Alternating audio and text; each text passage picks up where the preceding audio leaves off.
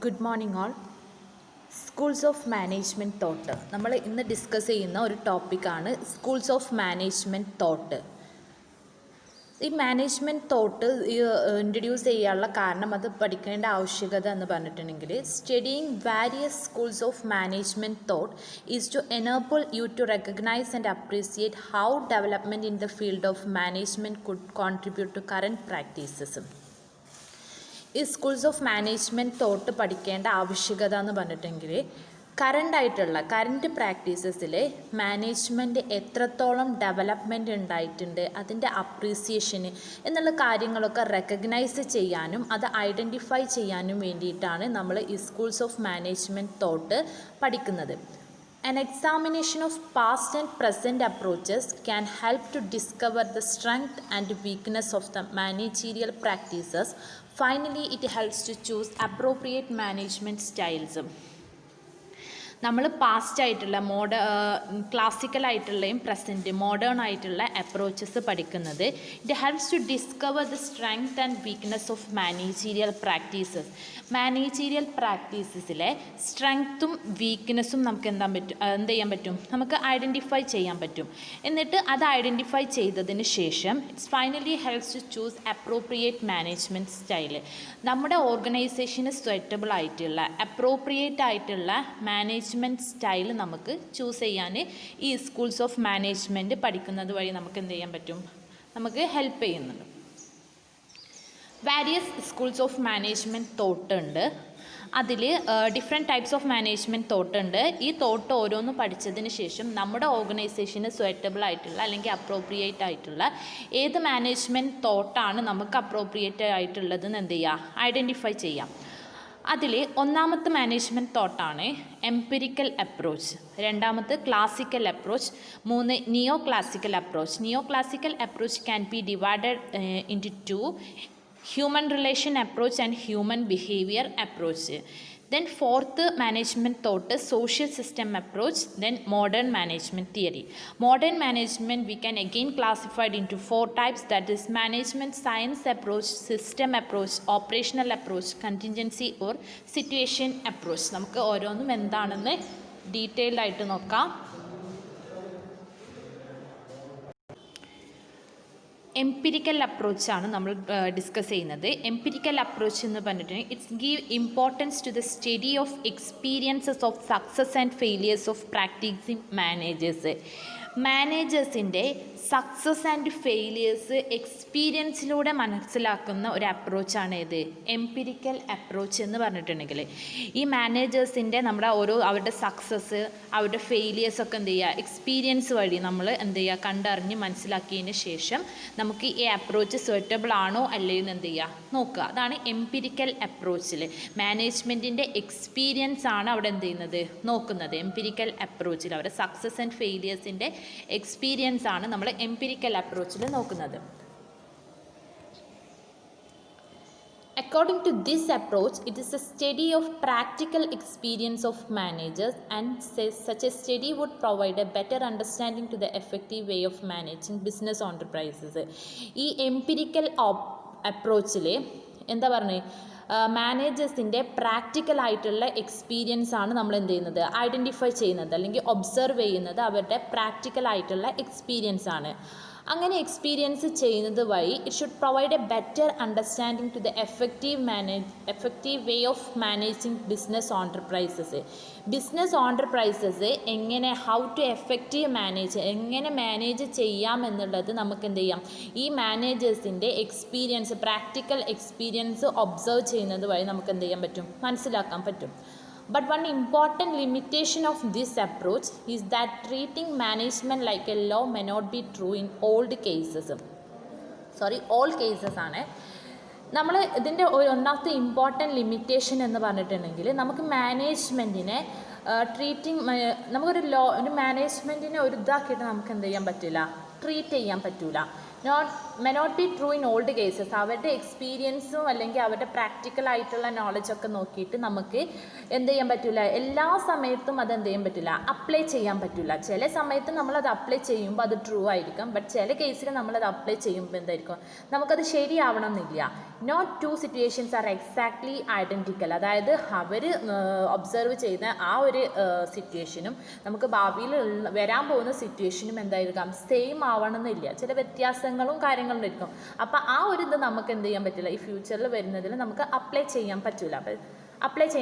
ചിലപ്പോൾ അത് അപ്ലൈ ചെയ്യാൻ നമുക്ക് എന്തായിരിക്കും, ട്രൂ ആയിരിക്കും. ചിലപ്പോൾ ചില സിറ്റുവേഷനിൽ എന്തായിരിക്കും, നമുക്ക് കറക്റ്റ് ആയിട്ടുള്ള റിസൾട്ട് തരണമെന്നില്ല. ഇതാണ് എംപിരിക്കൽ അപ്രോച്ചിൻ്റെ മെയിൻ ആയിട്ടുള്ളൊരു ലിമിറ്റേഷൻ എന്ന് പറയുന്നത്.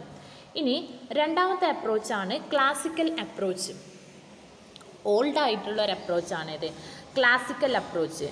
The classical approach to management was the result of the primary effort of management thinkers to develop a body of management thought. ഈ ക്ലാസിക്കൽ അപ്രോച്ച് എന്ന് പറയുന്നത് ഈ മാനേജ്മെൻറ്റ് തിങ്കേഴ്സിൻ്റെ ഒരു കോൺട്രിബ്യൂഷൻ അല്ലെങ്കിൽ അവരുടെ ഒരു റിസൾട്ടാണ് ഇത് ക്ലാസിക്കൽ അപ്രോച്ച്. ആ ഒരു മാനേജ്മെൻറ്റ് തിങ്കേഴ്സ് ഡെവലപ്പ് ചെയ്തിട്ടുള്ള ഒരുപാട് മാനേജ്മെൻറ്റ് തോട്ട് എന്തിലുണ്ട്, ക്ലാസിക്കൽ അപ്രോച്ചിൽ ഉണ്ട്. ക്ലാസിക്കൽ അപ്രോച്ച് പറയുന്നത് എന്തെന്ന് വെച്ചാൽ, classical school is occasionally called as the traditional school of management thought. Classical അപ്രോച്ചിനെ പറയുന്ന മറ്റൊരു പേരാണിത് traditional school of management thought. Classical management theory was introduced in the late 19th century during the Industrial Revolution. ഈ classical approach introduce ചെയ്തിട്ടുള്ളത് 19th സെഞ്ച്വറിയിലാണ്. Industrial revolution ഉണ്ടാവുന്ന ആ ഒരു situation അല്ലെങ്കിൽ ആ ഒരു സ്റ്റേജിലാണ് ഏത് ഇൻട്രൊഡ്യൂസ് ചെയ്തിട്ടുള്ളത്, ക്ലാസിക്കൽ അപ്രോച്ച് ഇൻട്രൊഡ്യൂസ് ചെയ്തിട്ടുള്ളത്. ക്ലാസിക്കൽ അപ്രോച്ചിൻ്റെ മെയിൻ ഒബ്ജക്റ്റീവ് എന്ന് പറഞ്ഞിട്ടുണ്ടെങ്കിൽ is to reduce cost and achieve more result in efficient manner. The classical approachൻ്റെ മെയിൻ ആയിട്ടുള്ള ഒബ്ജക്റ്റീവ് റെഡ്യൂസ് മാക്സിമം കോസ്റ്റ് അല്ലെങ്കിൽ minimise cost and maximum profit നമ്മൾ എന്ത് ചെയ്യുക, മിനിമം കോസ്റ്റ് വെച്ചിട്ട് എഫിഷ്യൻ്റ് ആൻഡ് എഫക്റ്റീവ് രീതിയിൽ എന്ത് ചെയ്യുക, അച്ചീവ് ചെയ്യുക എന്നുള്ളതാണ് ക്ലാസിക്കൽ അപ്രോച്ചിൻ്റെ മെയിൻ ആയിട്ടുള്ള objective. The classical approach is not concerned with the employee satisfaction or anything from the viewpoint of employees. നമ്മൾ ക്ലാസിക്കൽ അപ്രോച്ചിൻ്റെ മെയിൻ ഒബ്ജക്റ്റീവ് എന്താണെന്ന് പറഞ്ഞേ, minimum cost with maximum profit. ആ ഒരു ഒബ്ജക്റ്റീവ് അച്ചീവ് ചെയ്യാൻ വേണ്ടി അവിടുത്തെ കസ്റ്റമേഴ്സിനെ അല്ലെങ്കിൽ സൊസൈറ്റീനെ ഒന്നും അവരെന്ത് ചെയ്യുന്നില്ല, കൺസിഡർ ചെയ്യുന്ന അവിടുത്തെ പീപ്പിൾസിൻ്റെ സാറ്റിസ്ഫാക്ഷനോ അവരെ വെൽഫെയറോ ഒന്നും ആര് കൺസിഡർ ചെയ്യുന്നില്ല, ഈ ക്ലാസിക്കൽ അപ്രോച്ചിൽ കൺസിഡർ ചെയ്യുന്നില്ല. അവർ മെയിനായിട്ട് കോൺസെൻട്രേറ്റ് ചെയ്യുന്നത് maximum profit through minimum cost വഴി മാക്സിമം പ്രോഫിറ്റ് അച്ചീവ് ചെയ്യുക എന്നുള്ളൊരു കാര്യം മാത്രമേ എന്ത് ചെയ്യുന്നുള്ളൂ, ഈ ക്ലാസിക്കൽ അപ്രോച്ചിൽ കോൺസെൻട്രേറ്റ് ചെയ്യുന്നുള്ളൂ. ഈ എംപ്ലോയീസിൻ്റെ വെൽഫെയറോ അവരുടെ എന്തെങ്കിലും പ്രോബ്ലംസോ ഒന്നും എന്ത് ചെയ്യുന്നില്ല, ഈ ഒരു അപ്രോച്ചിൽ കൺസിഡർ ചെയ്യുന്നില്ല. എംപ്ലോയീസിന് അല്ലെങ്കിൽ പീപ്പിൾസിന് ഇമ്പോർട്ടൻസേ ഈ അപ്രോച്ചിൽ കൊടുക്കുന്നില്ല. Classical approach is the base of all management. എല്ലാ മാനേജ്മെൻറ്റ് നമ്മൾ പറഞ്ഞ നിയോ ക്ലാസിക്കൽ അപ്രോച്ചിന് പറയും, മോഡേൺ അപ്രോച്ച് പറയും, സിസ്റ്റം അപ്രോച്ച്. ഈ ഒരു അപ്രോച്ചിൻ്റെ എല്ലാ അപ്രോച്ചിൻ്റെയും ഒരു ബേസ് എന്ന് പറഞ്ഞിട്ടുള്ളത് എന്താ, ക്ലാസിക്കൽ അപ്രോച്ചാണ്. കാരണം ഈ ക്ലാസിക്കൽ ബേസ് അപ്രോച്ച് ആവാനുള്ള മെയിൻ ഒബ്ജക്റ്റീവ്സ് എന്താ, maximum profit with minimum cost. അതുകൊണ്ടാണ് ഇതെന്ത് ചെയ്തിട്ടുള്ളത്, മാനേജ്മെൻറ്റിൻ്റെ ബേസ് ആയിട്ടുള്ള ഒരു അപ്രോച്ചാണ് ഇത് ക്ലാസിക്കൽ അപ്രോച്ച്. ക്ലാസിക്കൽ അപ്രോച്ചിൽ പറയുന്നത് minimum cost with maximum profit വഴി മിനിമം കോസ്റ്റ് വഴി എന്ത് ചെയ്യുക, മാക്സിമം പ്രോഫിറ്റ് അച്ചീവ് ചെയ്യുക എന്നുള്ളതാണ് ക്ലാസിക്കൽ അപ്രോച്ചിൻ്റെ മെയിൻ ഒബ്ജക്റ്റീവ്. അതിലെന്ത് ചെയ്യുന്നില്ല, എംപ്ലോയീസിനെ കൺസിഡർ ചെയ്യുന്നില്ല, അവർ വെൽഫെയർ, അവരുടെ പ്രോബ്ലംസ്, അവരുടെ ഇഷ്യൂസ് ഒന്നും എന്ത് ചെയ്യുന്നില്ല, കൺസിഡർ ചെയ്യുന്നില്ല. That is classical approach.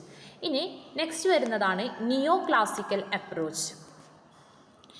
Neo classical അപ്രോച്ചിൽ പറയുന്നത് George Elton Mayo was consider as a founder of neo classical theory.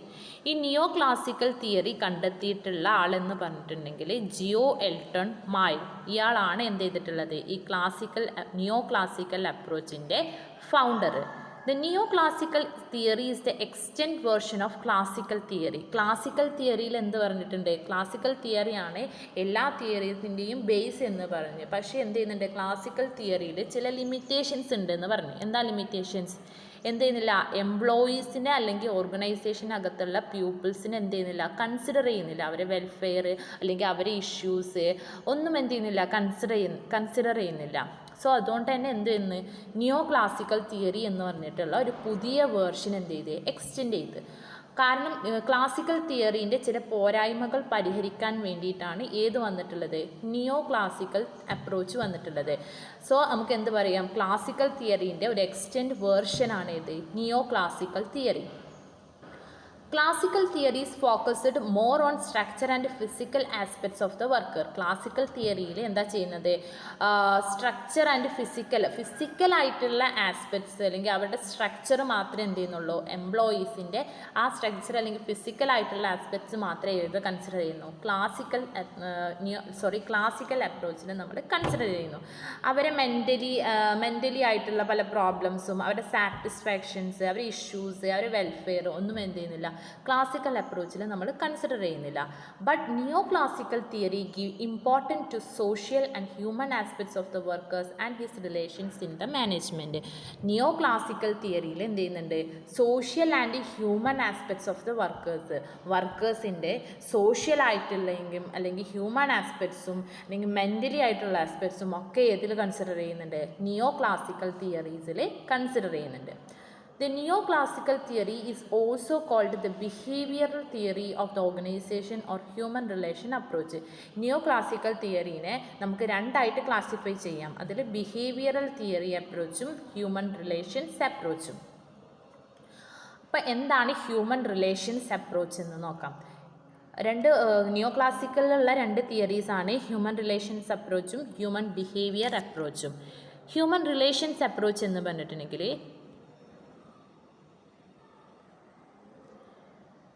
Human relation approach is a progressive development as compared to classical approach. എന്ന് പറഞ്ഞേ classical അപ്രോച്ചിൻ്റെ ഒരു extend വേർഷനാണ് ഏതെന്ന് പറഞ്ഞ് നിയോ classical approach.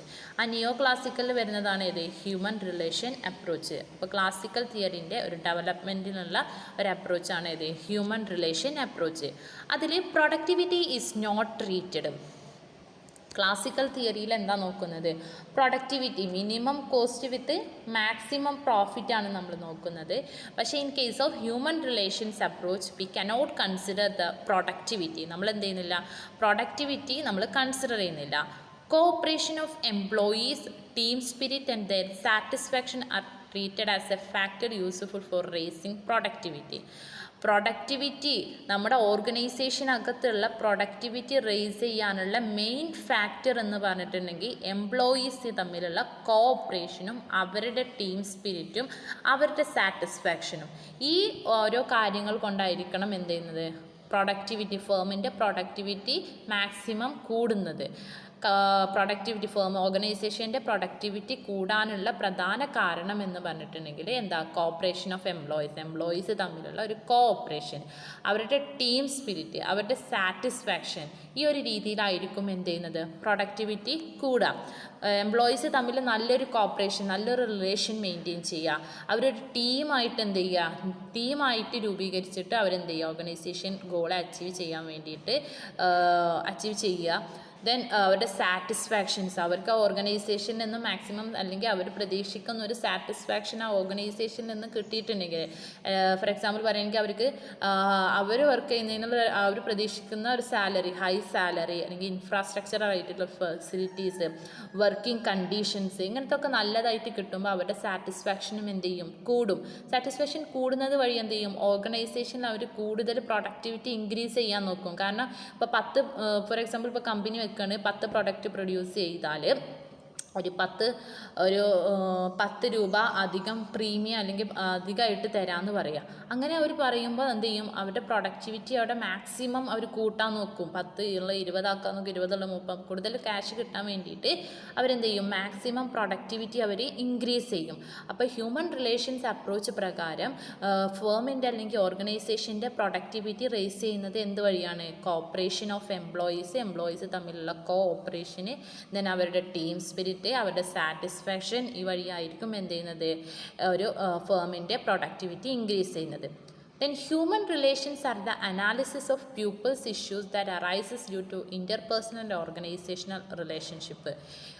ഒരു human റിലേഷനും പ്യൂപ്പിൾസിൻ്റെ ഇഷ്യൂസും കാര്യങ്ങളൊക്കെ എന്ത് ചെയ്യുന്നുണ്ട്, ഈ ഹ്യൂമൻ റിലേഷൻസ് അപ്രോച്ചിൽ ഐഡൻറ്റിഫൈ ചെയ്യുന്നുണ്ട്. അത് ഐഡൻറ്റിഫൈ ചെയ്തിട്ട് rises due to interpersonal organisation relationship, ഇൻ്റർപേഴ്സണലായിട്ടുള്ളയും ഓർഗനൈസേഷണലായിട്ടുള്ള റിലേഷൻഷിപ്പ് ഒക്കെ എന്ത് ചെയ്യാൻ പറ്റും, നമുക്ക് ഐഡൻറ്റിഫൈ ചെയ്തിട്ട് അവർക്ക് വല്ല ഇഷ്യൂസോ കാര്യങ്ങളോ പ്രോബ്ലംസോ ഓർഗനൈസേഷനിലെ എംപ്ലോയീസ് അല്ലെങ്കിൽ അവിടുത്തെ പ്യൂപ്പിൾസ് ഫേസ് ചെയ്യുന്നുണ്ടെങ്കിൽ അതെന്ത് ചെയ്യാൻ പറ്റും, നമുക്ക് സോൾവ് ചെയ്യാൻ പറ്റും. ആണ് ഹ്യൂമൻ റിലേഷൻ അപ്രോച്ചിൽ. Then Elton Mayo was considered as a father of human relation approach. നമ്മൾ എന്ത് ചെയ്തിട്ടുള്ള ഈ ഹ്യൂമൻ റിലേഷൻ അപ്രോച്ച് കണ്ടെത്തിയിട്ടുള്ളത് ആരാ, ഫൗണ്ടർ ആരാ, എൽട്ടൺ മായ എന്ന് പറഞ്ഞ് അയാൾ തന്നെയാണ് ഏത് ഹ്യൂമൻ റിലേഷൻ അപ്രോച്ചിൻ്റെ ഫാദർ എന്നും പറയുന്നത്. Elton Mayo was considered as the father of human relations അപ്രോച്ചിൻ്റെ ഫാദർ ആരാ, എൽട്ടൺ മായോ. ഇനി നിയോ ക്ലാസിക്കൽ അപ്രോച്ചിലെ രണ്ടാമത്തെ ഒരു അപ്രോച്ചാണ് human behaviour approach. Human relations അപ്രോച്ചിൽ നമ്മൾ എന്താ ചെയ്യുന്നത്, ഹ്യൂമൻസിൻ്റെ റിലേഷൻസ് ഐഡൻറ്റിഫൈ ചെയ്യുകയാണ്. ഒരു ഓർഗനൈസേഷനിൽ അവരുടെ റിലേഷൻസും ഇൻ്റർപേഴ്സണൽ ആയിട്ടുള്ള റിലേഷൻസൊക്കെയാണ് നമ്മൾ നോക്കുന്നത്. ഹ്യൂമൻ ബിഹേവിയറൽ അപ്രോച്ചിൽ നമ്മളുടെ ഹ്യൂമൻസിൻ്റെ അല്ലെങ്കിൽ എംപ്ലോയീസിൻ്റെ ബിഹേവിയറാണ് നമ്മൾ എന്ത് ചെയ്യുന്നത്, ഐഡൻറ്റിഫൈ ചെയ്യുന്നത്. Management should be focused on pupils and human relations. പ്യൂപ്പിളല്ല, പ്യൂപ്പിൾ എന്ന് എഴുതിയതാണ്, എന്തോ തെറ്റ് വന്നതാണ്. Management should be focused on pupils and human relations. നമ്മൾ എന്ത് ചെയ്യണം, അവിടുത്തെ മാനേജ്മെൻറ്റ് പ്യൂപ്പിൾസിൻ്റെയും ഹ്യൂമൻസിൻ്റെയും റിലേഷൻസ് എന്ത് ചെയ്യണം, ഫോക്കസ് ചെയ്യണം. The human behavior approach depends on various theories and techniques of other social related sciences like psychology, sociology and anthropology to the study of human behaviour. നമ്മുടെ ഒരു ഓർഗനൈസേഷനകത്ത് ഹ്യൂമൻസിൻ്റെ എന്താ പറഞ്ഞത്, ഹ്യൂമൻ ബിഹേവിയർ അപ്രോച്ചിൽ എന്താ പറഞ്ഞത്, നമ്മൾ ഹ്യൂമൻസിൻ്റെ എന്താ പഠിക്കുന്നത്, ബിഹേവിയറാണ് പഠിക്കുന്നതെന്ന് പറഞ്ഞു. അപ്പോൾ ഈ അവരുടെ ബിഹേവിയർ പഠിക്കാൻ വേണ്ടിയിട്ട് നമ്മൾ പല സോഷ്യൽ സയൻസസ് നമ്മൾ ഉപയോഗിക്കുന്നുണ്ട്. സൈക്കോളജി, സോഷ്യോളജി, ആന്ത്രോപോളജി, ഇങ്ങനത്തെ ഓരോ സോഷ്യൽ സയൻസും നമ്മൾ എന്ത് ചെയ്യുന്നുണ്ട്, ഉപയോഗിച്ച് അല്ലെങ്കിൽ ഓരോ ടെക്നിക്സും ഉപയോഗിച്ചിട്ട് ആയിരിക്കും നമ്മൾ എന്ത് ചെയ്യുന്നത്, ഹ്യൂമൻസിൻ്റെ ബിഹേവിയർ നമ്മൾ മനസ്സിലാക്കുന്നത്. വാരിയസ് തിയറീസും ടെക്നിക്സും അല്ലെങ്കിൽ മറ്റുള്ള സയൻസസ് എന്നൊക്കെ ആയിരിക്കും നമ്മൾ എന്ത് ചെയ്യുന്നത്, അവരുടെ ബിഹേവിയർ പഠിക്കാൻ വേണ്ടിയിട്ട് നമ്മൾ ആ ഒരു ഇതായിരിക്കും നമ്മൾ എന്ത് ചെയ്യുന്നത്, ഡിപ്പെൻഡ് ചെയ്യുന്നത്. Management as the direction of the activities of group of peoples toward the accomplishment of common objectives. ഇവിടെയും പീപ്പിളാണ്, ടൈപ്പ് ചെയ്തപ്പോൾ എന്തോ ഒന്ന് മിസ്റ്റേക്കാണ്. Management as the direction of the activities of group of people toward the accomplishment of common objectives. ആ ഓർഗനൈസേഷനകത്തുള്ള common objectives achieve ചെയ്യാൻ വേണ്ടിയിട്ട് ഈ ഓരോ പേഴ്സൺസിനെ, എംപ്ലോയീസിനെ അല്ലെങ്കിൽ ഹ്യൂമൻസിനെ ആരാണ് ഡയറക്റ്റ് ചെയ്യുന്നത്, മാനേജ്മെൻറ്റ്. ആ ഓർഗനൈസേഷനകത്തുള്ള മാനേജ്മെൻറ്റ് ആയിരിക്കും എന്ത് ചെയ്യുന്നത്, അവരെ അച്ചീവ് ചെയ്യാൻ വേണ്ടിയിട്ട് അവരെ ഡയറക്റ്റ് ചെയ്യുന്നത്. That is human behaviour approach. Then next വരുന്ന ഒരു അപ്രോച്ചാണ് social science approach. Social science അപ്രോച്ചിൽ നമ്മൾ എന്ത് പറഞ്ഞിട്ടുണ്ട്, ഇപ്പോൾ എംപിരിക്കൽ അപ്രോച്ച് പറഞ്ഞു, ക്ലാസിക്കൽ അപ്രോച്ച് പറഞ്ഞു, നിയോ ക്ലാസിക്കൽ അപ്രോച്ച് പറഞ്ഞു. നിയോ ക്ലാസിക്കൽ അപ്രോച്ചിൽ രണ്ട് തരത്തിലുള്ള അപ്രോച്ച്, ഹ്യൂമൻ റിലേഷൻ അപ്രോച്ചും ഹ്യൂമൻ ബിഹേവിയർ അപ്രോച്ചും. ഇനി നാലാമത്തെ ഒരു അപ്രോച്ചാണ് social system approach. Social system അപ്രോച്ചിൽ പറയുന്നത് similar to human behaviour approach. Human behaviour അപ്രോച്ചിനോട് ഏകദേശം സിമിലർ ആയിട്ടുള്ള ഒരു അപ്രോച്ചാണ് ഇത് social system approach. Human behaviour അപ്രോച്ചിൽ എന്താ ചെയ്യുന്നത്, to identify the behaviour of the employees or the peoples in the organisation. അതേപോലെ തന്നെ സോഷ്യൽ സിസ്റ്റത്തിലും എന്തായിരിക്കും, ഹ്യൂമൻസിൻ്റെ ബിഹേവിയർ ആയിരിക്കും എന്ത് ചെയ്യുന്നത്, ഐഡൻറ്റിഫൈ ചെയ്യുന്നത്. This approach views management as a social system or a system of cultural relationship. ഈ അപ്രോച്ച് പ്രകാരം എന്ത് ചെയ്യാം, നമുക്ക് മാനേജ്മെൻറ്റിനെ ആസ് എ സോഷ്യൽ സിസ്റ്റം ഒരു സിസ്റ്റം ഓഫ് കൾച്ചറൽ റിലേഷൻഷിപ്പ്, നമുക്ക് മാനേജ്മെൻറ്റ് ഒരു സോഷ്യൽ സിസ്റ്റമാണ് അല്ലെങ്കിൽ it's a system of cultural റിലേഷൻഷിപ്പാണ് എന്നെന്ത് ചെയ്യാം, മാനേജ്മെൻറ്റിനെ നമുക്ക് ഈ സിസ്റ്റം പ്രകാരം പറയാം, ഈ അപ്രോച്ച് പ്രകാരം നമുക്ക് പറയാം. ഈ അപ്രോച്ചിൽ identify various groups and emphasises the need for cooperation in order to solve the biological, physical and social limitations of man and his environment. അയാൾ ആ ഓർഗനൈസേഷനകത്തുള്ള മാൻ അല്ലെങ്കിൽ അവിടുത്തെ എംപ്ലോയീസ് വർക്ക് ചെയ്യുന്ന എൻവിയോൺമെൻറ്റും അല്ലെങ്കിൽ എൻവിയോൺമെൻറ്റിലോ അല്ലെങ്കിൽ ആ ഓർഗനൈസേഷനകത്തോ അയാൾ എന്തെങ്കിലും പ്രശ്നം എന്തെങ്കിലും പ്രോബ്ലംസ് അയാൾ ഫേസ് ചെയ്യുന്നുണ്ടെങ്കിൽ അതെന്ത് ചെയ്യുക, അത് ഐഡൻറ്റിഫൈ ചെയ്തിട്ട് അത് സോൾവ് ചെയ്യുക. ഏതിൽ? സോഷ്യൽ സിസ്റ്റം അപ്രോച്ചിൽ ചെയ്യുന്നത്. അവരെ ഒരു ഗ്രൂപ്പാക്കിയിട്ട് അവരുടെ നീഡ്സും അവരുടെ കാര്യങ്ങളും അവരുടെ പ്രോബ്ലംസൊക്കെ എന്ത് ചെയ്യുക, മനസ്സിലാക്കുക. അവർ എൻവിയോൺമെൻറ്റിൽ അവരുടെ ഓർഗനൈസേഷനകത്തുള്ള എൻവിയോൺമെൻറ്റിൽ നിന്ന് അവരെന്തൊക്കെയാണ് ഫേസ് ചെയ്യുന്നത്, അവർ ഓർഗനൈസേഷനകത്ത് എന്തെങ്കിലും ഇഷ്യൂസ് ഫേസ് ചെയ്യുന്നുണ്ട് എന്നുള്ള കാര്യങ്ങളൊക്കെ മനസ്സിലാക്കിയിട്ട് അവരുടെ എന്ത് ചെയ്യുക, പ്രോബ്ലംസ് സോൾവ് ചെയ്യുക. അതാണ് ഇത് സോഷ്യൽ സിസ്റ്റം അപ്രോച്ച്. അപ്പോൾ എന്ന് പറഞ്ഞത് സ്കൂൾസ് ഓഫ് മാനേജ്മെൻറ്റ് തോട്ടാണ്. മാനേജ്മെൻറ്റ് തോട്ട് പഠിക്കേണ്ട ആവശ്യകത, അതിൻ്റെ പർപ്പസ് എന്ന് പറഞ്ഞിട്ടുണ്ടെങ്കിൽ എന്ത് ചെയ്യുക, is to enable you to recognise and appreciate how development in the field of management contribute to current practices. നമ്മുടെ എന്ത് ചെയ്തിട്ടുണ്ട്, മാനേജ്മെൻറ്റ് ഈ ഒരു സെഞ്ച്വറി വരെ എന്ത് ചെയ്തിട്ടുണ്ട്, എത്തിയിട്ടുണ്ട്. അത് എങ്ങനെയാണ് എത്തിയത്, അതിന് എന്തൊക്കെ ഡെവലപ്മെൻറ്റ് ഉണ്ടായിട്ടുണ്ട്, അതിലെന്തൊക്കെയായിരുന്നു പോരായ്മകൾ, അത് സോൾവ് ചെയ്തിട്ട് എങ്ങനെയാണ് ഇത്രത്തോളം ഉള്ള ഒരു മാനേജ്മെൻറ്റ് എത്തിയത് എന്ന് പഠിക്കാൻ വേണ്ടിയിട്ടാണ് നമ്മൾ ചെയ്തിട്ടുള്ളത് സ്കൂൾസ് ഓഫ് മാനേജ്മെൻറ്റ് നമ്മുടെ ഈ ബുക്കിൽ ഇൻട്രൊഡ്യൂസ് ചെയ്തിട്ടുള്ളത്.